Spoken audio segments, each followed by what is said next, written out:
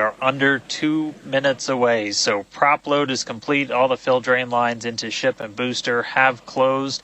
Right now we're doing the pushback, so clearing out all those ground lines of propellant, and that'll be completed over the next couple of seconds. We're coming up on that T-minus 40 mark. Again, not planning to hold. If we do, or if we get a hold after we pass it, we can snap back to that T-minus 40, and then we can stay there for about 30 minutes or so if any other issues crop up.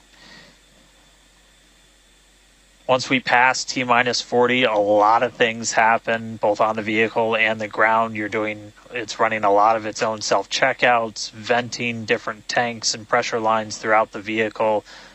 We essentially built that 40 seconds as that's about how much time it takes for the vehicle to take all of those actions, which is why we hold there. But all of that happens automated. You do a final checkout of the TVC, the thrust vector control, how we're going to steer. And then we see liftoff. So we're under a minute away.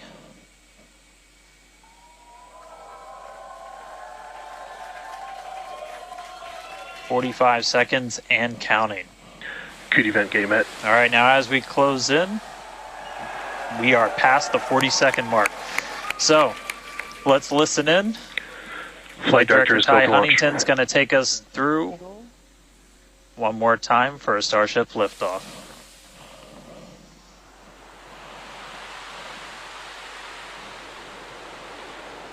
T-minus 15.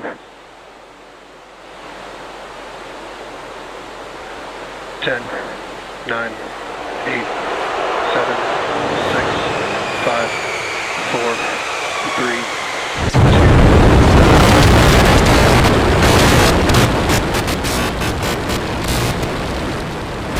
We have liftoff.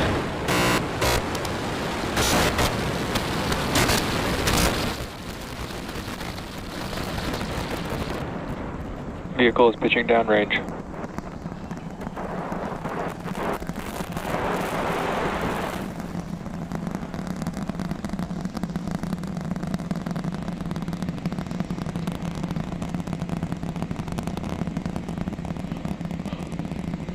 All right, 30 seconds into flight. The rumbles are still building here in the Raptor's nest. We're seeing 32 out of 33 engines lit on the Super Heavy right now. Coming up shortly is going to be max Q, that maximum aerodynamic pressure as we go uphill on the vehicle.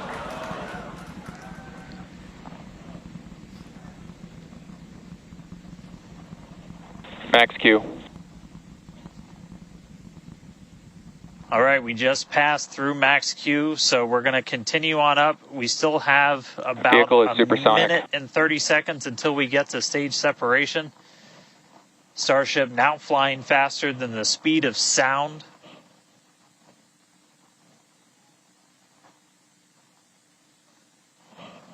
All right, so you got a couple of views. You got some ground trackers in your top camera there. You're looking down from the top of the booster in the bottom left, and then a camera in the top flap of the ship looking back in the bottom right, so getting a couple of different looks as Starship heads uphill. Once we get the hot staging, a lot of things happen all at once simultaneously. We're going to light the engines on the ship, starting with the RVACs first, and then the 3 center sea level engines before we're separated. All of that exhaust gets plumed out the side of the hot stage, and then the ship will separate itself. All but the 3 center engines on the booster are going to shut down, so the booster never stops its thrust while we go through this hot stage maneuver. After that, the booster is going to do its flip, start heading back, and then the ship will be on its own power on its way to space. So that should be coming up in just about 30 seconds from now. As of right now, still looking in like 32 out of 33 Raptors lit on the booster. And we'll start to see those stagger down. They're going to turn off in banks, so you'll see the lights on the bottom left screen of the engines that are active start to turn off in different groups, and you'll see those 3 center ones lit. Booster engine cut off. Ship ignition. Stage separation confirmed. Boostback burn start up. Acquisition of Houston.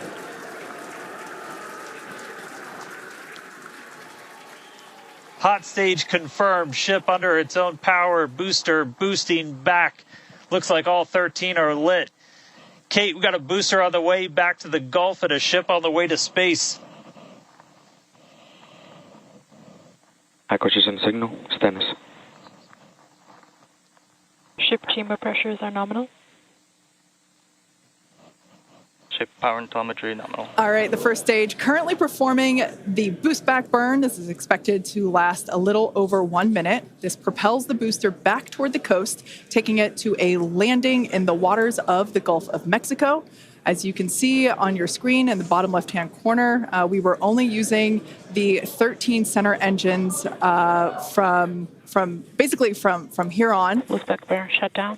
Heard confirmation there of good boostback burn shutdown. H2 tank pressures are nominal.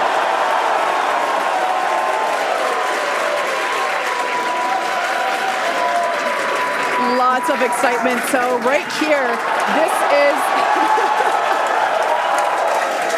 this is our view of the jettisoned hot stage. As we mentioned, this is a temporary fix to help reduce the weight of the booster, the Super Heavy booster. Future iterations will have a lighter weight integrated hot stage structure that won't need to be jettisoned. Now, after we jettison that hot stage, the booster will begin to attempt its water landing in the Gulf. In the meantime, the ship will coast for about 40 minutes or so up to an altitude of 214 kilometers. And after its coast phase, it will attempt a controlled reentry, including a flip maneuver and a landing burn just before splashing down in the Indian Ocean. But as a reminder, we are not attempting... Trajectory nominal. Good news there. Trajectory is looking good for the ship, which is on the right-hand side of your screen.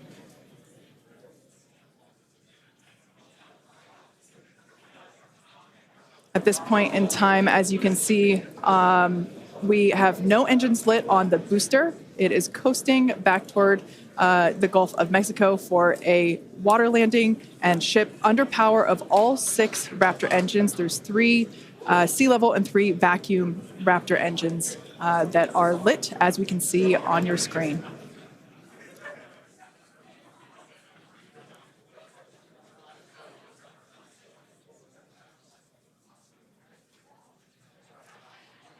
These views have been looking incredible. Super Heavy has been performing beautifully today. And you can hear the crowd is very excited about it. As a reminder for Booster, the primary goal today is to do a landing burn and a splashdown in the water. And we are just about 30 seconds away from that landing burn expecting to begin. And an incredible view from the forward portion of the booster. This is basically on top of the Super Heavy booster where we have jettisoned that hot stage. So now we can see this incredible view of Earth as it's making its way back down to the Gulf of Mexico. Right now, the booster is using the 4 hypersonic grid fins to guide itself through atmospheric re-entry. And we are expecting that landing burn here.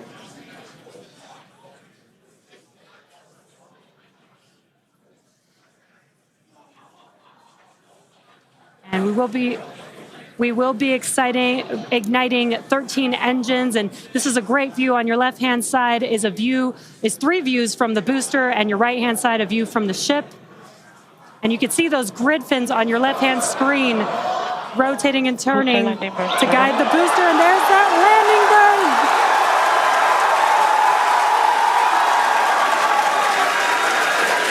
That landing burn just begun, and you can see the water below.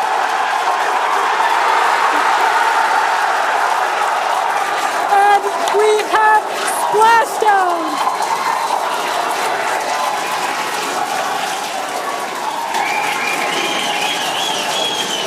What an incredible sight!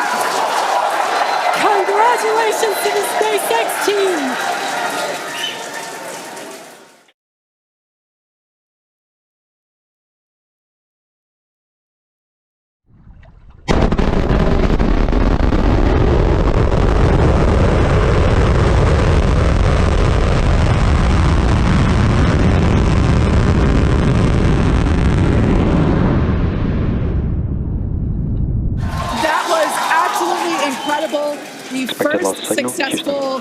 splashdown of the Super Heavy booster. Loved seeing it just tip over into the water before losing that footage.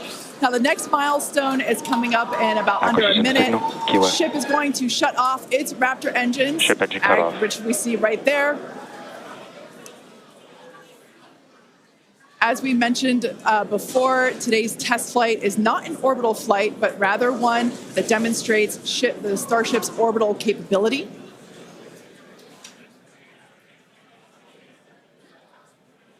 So right now, we are under power with just the 3 center Raptor engines. Expecting those, and just there we could see that those have also successfully cut off.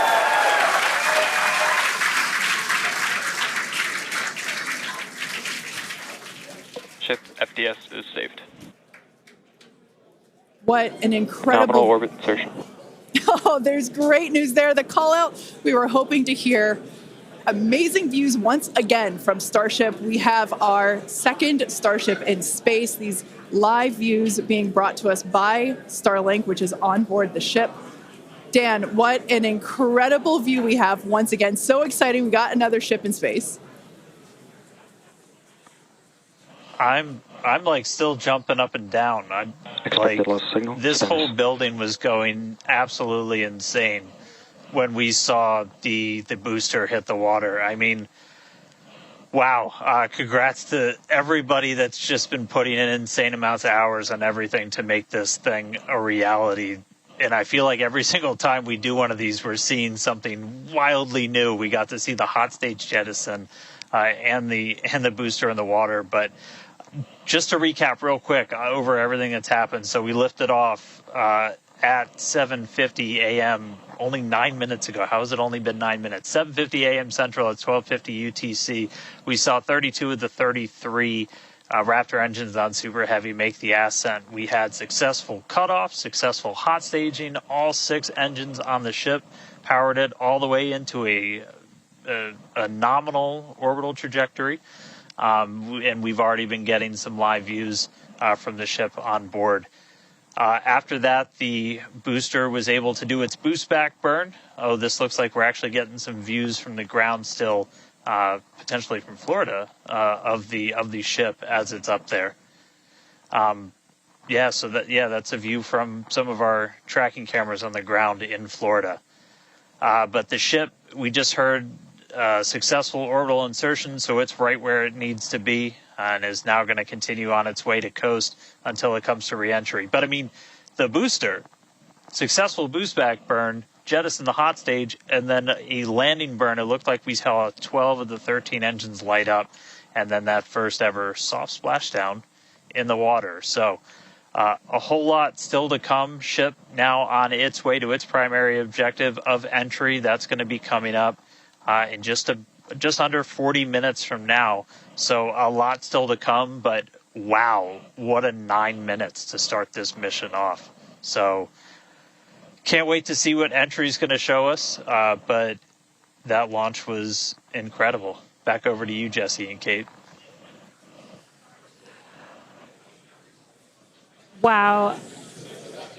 I am still trying to catch my breath here. That was some incredible views that we have never seen before. It has been nonstop since liftoff. And with the booster having completed its job for the day, we're going to take a short break for about the next 28 minutes. And we'll return while we're going to take a break while the ship is continuing to coast before re-entry. Exactly. As with Flight 3, Starlink may enable us to talk with the ship through re-entry with no communication blackout. We are still testing Starlink during this phase of flight, so of course nothing is certain. However, if we do have views, we will be sure to bring those to you live. Views such as the one, that we had. Well, of course, because I said it went away. So we will try to bring those to you live. Exactly. Views or no views, we'll see you back here at T plus 40 minutes for coverage of Starship's re-entry, flip maneuver, landing burn, and splashdown. Welcome back to Starship's 4th flight test. It has been an exciting day so far. We had an on-time liftoff of 7:50 a.m. Central Time followed by successful hot staging, stage separation, jettisoning of the hot stage structure, an epic super heavy booster landing, water landing in the Gulf of Mexico, the first successful return of the super heavy booster. So that was incredible to see.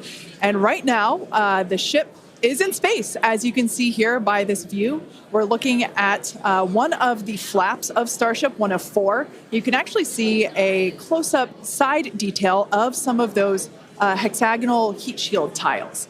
Now, coming up around T plus 49 minutes, the ship will re-enter the Earth's atmosphere. As a reminder, the primary goal of today's flight test is for a ship to make it through the extreme heat of re-entry. This is typically a portion of flight where we don't have communications with the spacecraft because it's re-entering at or around orbital velocity, which is about 8 kilometers per second or roughly 5 miles per second. At those speeds, the spacecraft moving through the atmosphere results in friction and creates a plasma field around the vehicle.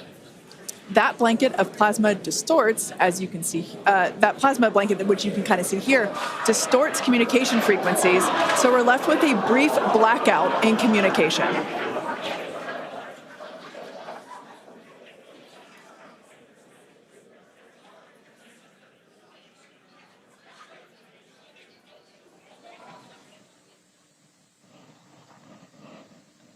Yeah, that's right, Kate. And Starlink's what's really allowing us to capture as much data as possible, especially through this reentry. Updated animation, landing burn. I hope we get to see it for real today. But these live views that we're getting now and we're going to continue to get are through Starlink. That's going to allow us to get as much data as possible, which we've said it before. We're going to say it 9,000 times. The data is the payload on these flights. So as much as we can learn, that's just going to pay dividends on all of our future flights and help us get Starship to an operational phase. Reentry, obviously a really critical phase of the flight, and it's the one that we're now most focused on cracking to get us closer to that full reusability. Starlink is going to be able to send us data back all the way through reentry. We've done some additional testing, and we're expecting to be able to get data from Starlink thanks to its high frequency and kind of the orientation and everything of Starship all the way through reentry. And then got a new view here. We have 2 external views. We had this one on flight 3. We've got 2 for this one. And we're going to continue adding views as we continue to evolve Starship. Again, this is an experimental vehicle. Believe me, I want as many camera views as you all do. So huge shout out to the AVI and the software teams and everybody that's been working with us. We're getting more cameras on Starship. Not just because it looks cool, but this provides an incredible insight into reentry, which is, historically a really tough window to look through. Approaching entry interface. The physics of reentry are insanely intense. One of my favorite NASA astronauts, Victor Glover, recently described it as with the forces and the flows and the temperatures, it's like pointing at a raging river in one spot and saying, tell me exactly what's happening right there. And that's what a ship is experiencing as it goes through, as it's moving through the atmosphere at, more than 5 miles a second and heating up to thousands of degrees. So just having visual representation, just being able to see what's happening is incredibly valuable. So these views are going to be through Starlink. We've got this one. This is in one of the forward flaps looking back. So if you see it rotating around, that's because, again, it's embedded in one of those forward flaps. So as we get through and we start to build up density in the atmosphere, this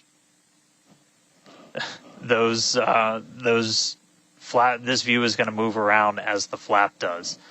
And then the other one we had a little bit earlier is looking at one of the other forward flaps on the other side. Eventually, we're going to keep adding more cameras to Starship, get a couple of different views from the outside of all the different areas, and then also eventually to be able to see payloads once they're deployed. So a lot more exciting stuff coming up in the future. But right now we're getting closer to reentry. Again, we're going to be moving at hypersonic speeds at more than 5 times the speed of sound. We're going to see that plasma start to build. So, Kate, Jesse, excitement coming up.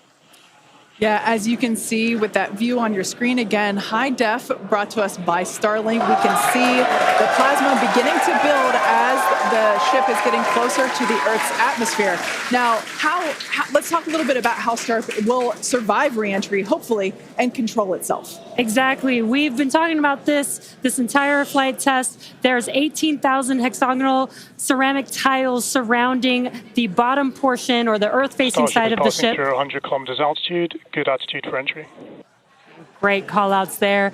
Now, during atmospheric reentry, the vehicle is going to see temperatures as high as 2,600 degrees Fahrenheit or over 1,400 degrees Celsius. So those tiles are there to help protect the vehicle from this extreme heat. Yeah, and the flaps will help control it. Now, one noticeable difference I see immediately, those flaps are not moving as much as they were on Flight 3. So that is a great sign, right? We had unplanned loss of roll control on Flight 3, so we added some additional thrusters, and we can see that they're working well, and we have a much more stable view. So those flaps, there's 4 of them, 2 at the top and 2 at the bottom.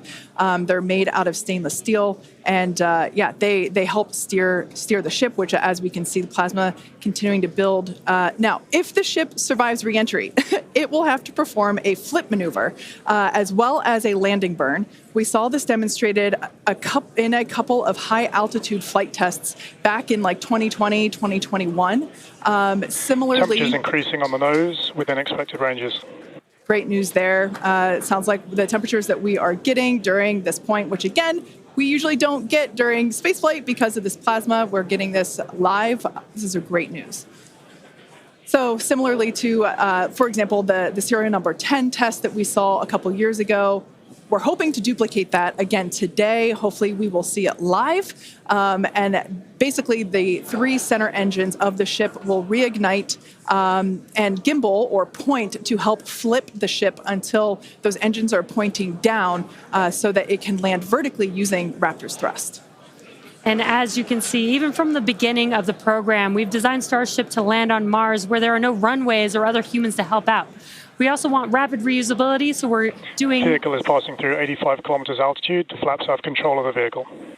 Great news. Flaps have control of the vehicle. That's exactly what we want to hear for this flight test. Yeah. Again, we are going to be doing a propulsive landing instead of a more traditional means like parachutes. And we are expecting re-entry to begin here in just about a minute. Re-entry, an awesome view that we have here. Starship remains on a good entry trajectory. This is the same view that we had when we first returned from the coast phase. Again, this is looking at the side of one of the flaps.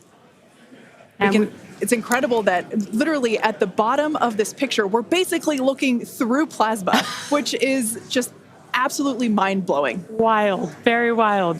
Now we are expecting entry to begin here in about 30 seconds or so. Entry to splashdown is expected to last about 6 minutes long. And that flip maneuver should occur around about 10 minutes before splashdown. And such incredible views that we're getting. Approaching peak heating region. Great call-outs there. Yeah, these views are absolutely astounding. Nose temperatures continue to rise within expected region. And in your bottom right-hand corner, you can also follow along with the altitude of ship as it's returning back to Earth. So once again, this view is basically looking down into the plasma blanket that is building up around the exterior of Starship. It is traveling, as you can see on your screen. You can look in the bottom right-hand corner and see how fast it's going, how high it is, as well as the general orientation. Again, we're seeing a lot more stability, a lot more control here on this flight, which is great. It shows that the iterations, the learning... Starship is now in expected peak heating region. All right, great news there, telling us that this is basically the hottest point that Starship should get during its reentry. Now, the heat shield is working with the atmosphere for some free braking, okay? the atmosphere is helping to slow the Starship down. Yeah, exactly. We're not using any engines or thrust to slow the vehicle down. Exactly what Kate mentioned. We're just using the atmosphere and those heat shield tiles protecting the vehicle as it's coming through that high heat temperature. Yeah. Now, this is another one of those moments that we have been waiting for. Right now, the ship is currently re-entering the Earth's atmosphere, and by all looks and all call-outs that we're hearing on the net, it is doing pretty well. Now, we do not plan to recover the spacecraft today, but rapid and reliable reusability is the ultimate goal.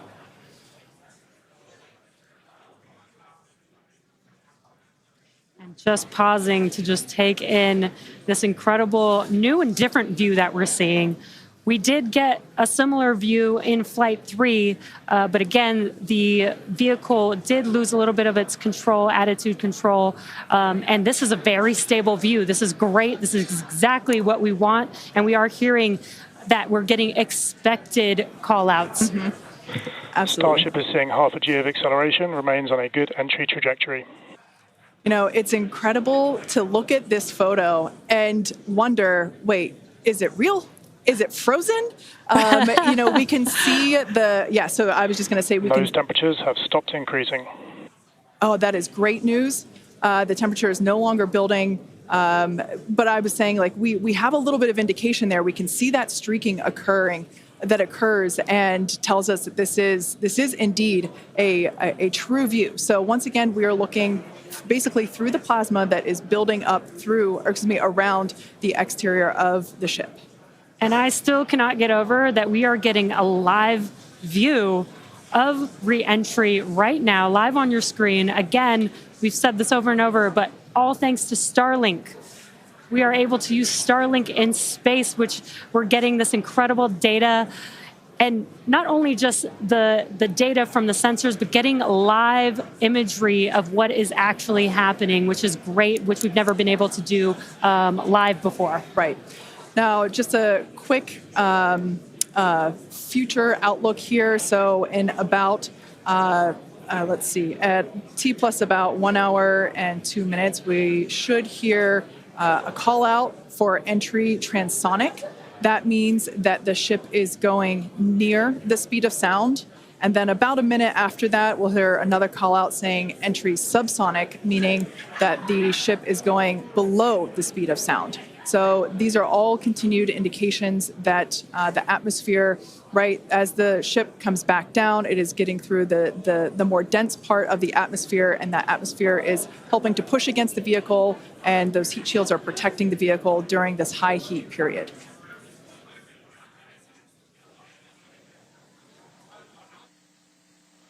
Yeah, Kate and Jesse, we're starting to see as the atmosphere gets denser, you're starting to see a few more particles make an appearance in the plasma there. You can see you're looking down at the aft end of the ship in the top left, and you're seeing essentially the flame build up as we go through reentry.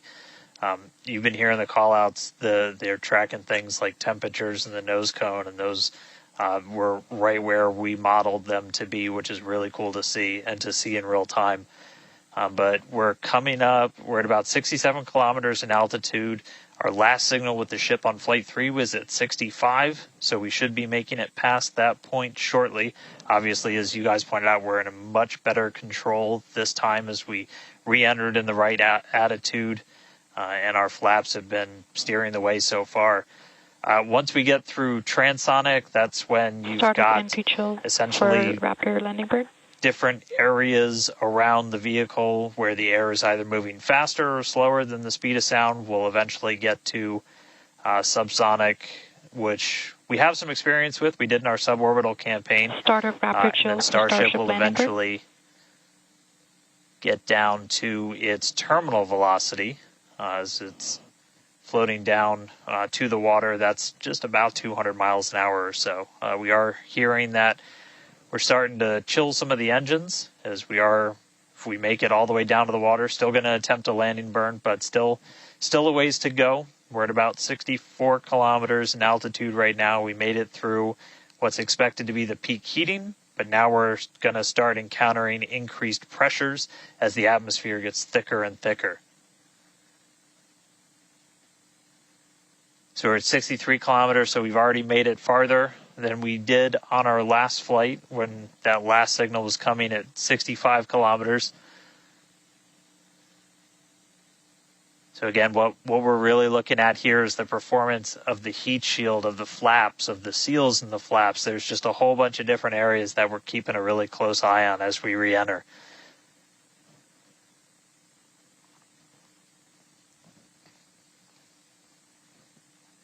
Starship remains on a good entry trajectory. And looking like we're still on a good trajectory. If you're seeing little camera moves, that's the flap moving as it continues to maintain the attitude of the vehicle as it re-enters. And I mean, not just camera views, but we've got sensors inside the ship. We've got those sensors down at the very aft end of the vehicle where we pointed out we had some intentionally missing tiles, where we've got some sensors looking at just how hot it's getting around there. We intentionally put those in essentially the least critical part of the heat shield, where if you had any kind of a breach, it wouldn't be great for reusability, but wouldn't be critical for actual making it through the re-entry into the landing.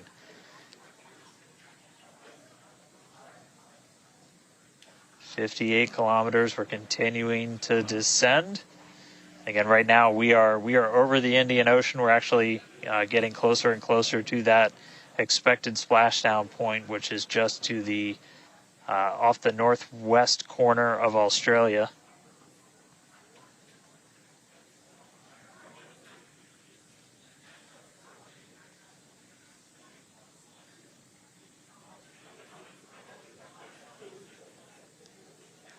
And if you keep an eye on our speed, the speed is dropping. We're hitting the thicker part of the atmosphere now. The speed's going to start dropping precipitously. We're going to start getting to transonic pretty soon, and then after that we'll get into subsonic, where we're moving less than the speed of sound. But wow, what a light show so far!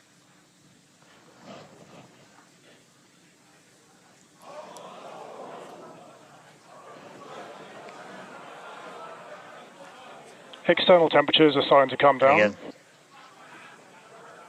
this camera view is looking right at one of the forward flaps.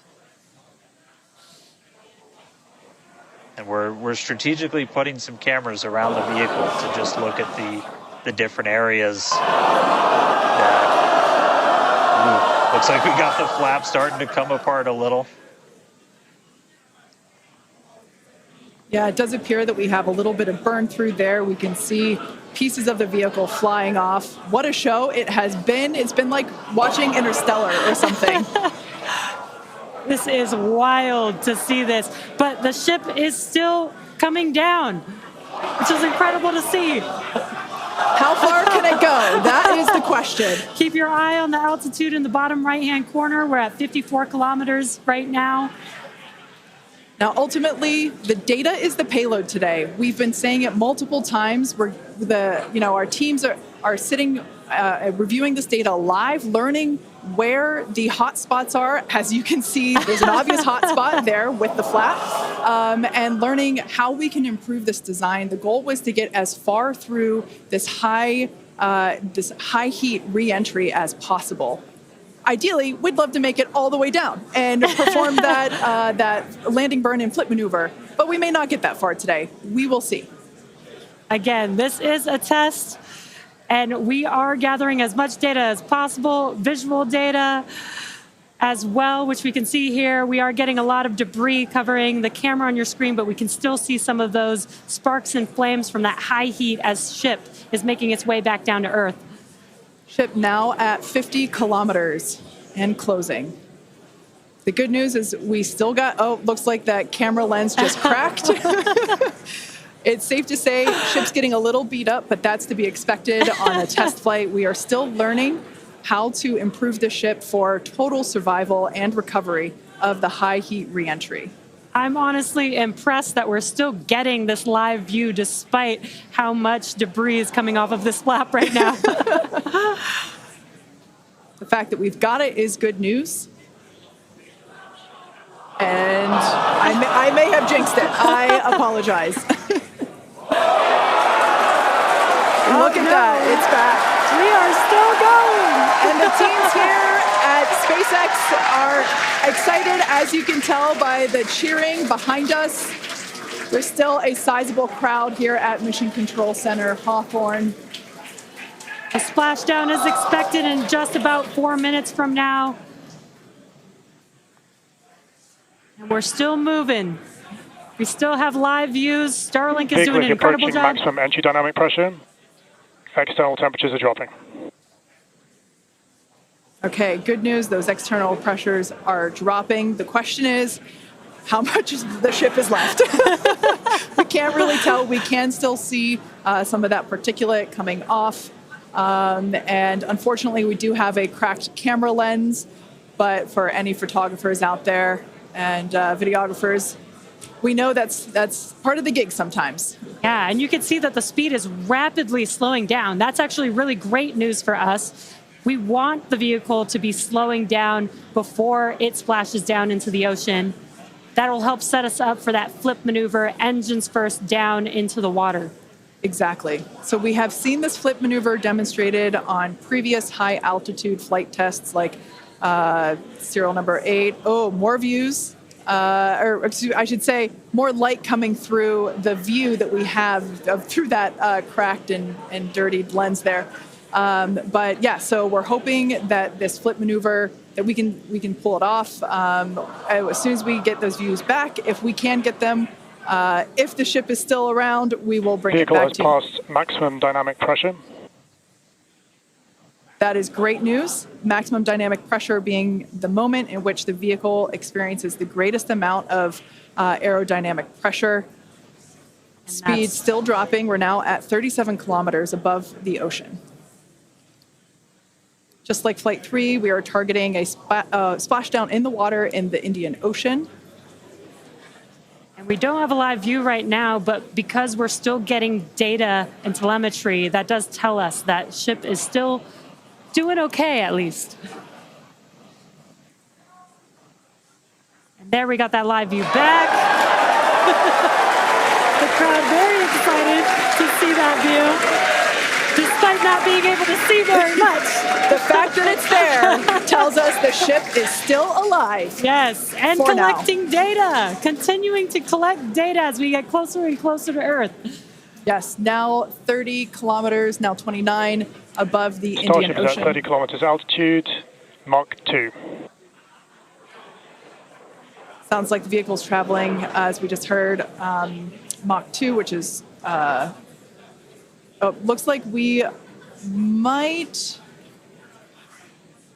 I thought maybe it might clear up. It is a little bit, now at T plus 1 hour, 3 minutes and 13 seconds into Starship Flight 4, hoping that the ship can hang on. It's probably potentially hanging on by a couple of bolts and threads, but it's still going, and that is excellent news. That deceleration is looking incredible. We're about to go under 1,000 kilometers per hour. Yeah. Starship is at 20 kilometers altitude. Now, keep in mind that even though we can't see anything, the data itself is what we really are. Starship is subsonic. Subsonic, they're telling us it's traveling below the speed of sound.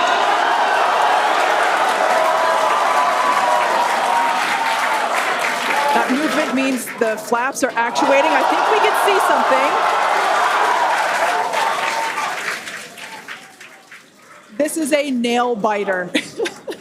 But we are, unfortunately, we can't see through the lens, but we're still getting the feed. Starship is now 11 kilometers over the ocean. All this data is incredibly important, even if, it breaks up right now. Okay, we can see that flap actuating through the glass. Starship is passing through 10 kilometers altitude. Okay, the next milestone will be initiation of the flip maneuver and landing burn.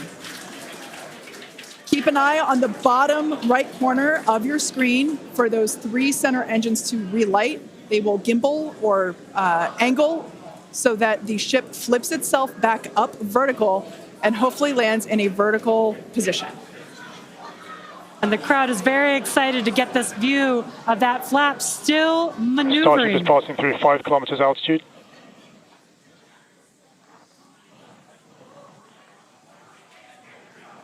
This is incredible. We're getting very close to splashdown. These fireflies are such a good sign of life right now. We wish we could see more, but we'll take it. Starship is at 2 kilometers altitude, terminal velocity.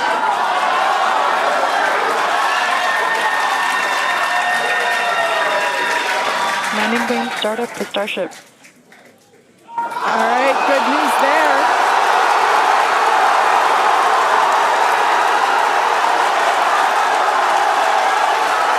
Nominal chamber pressure. Landing bird startup.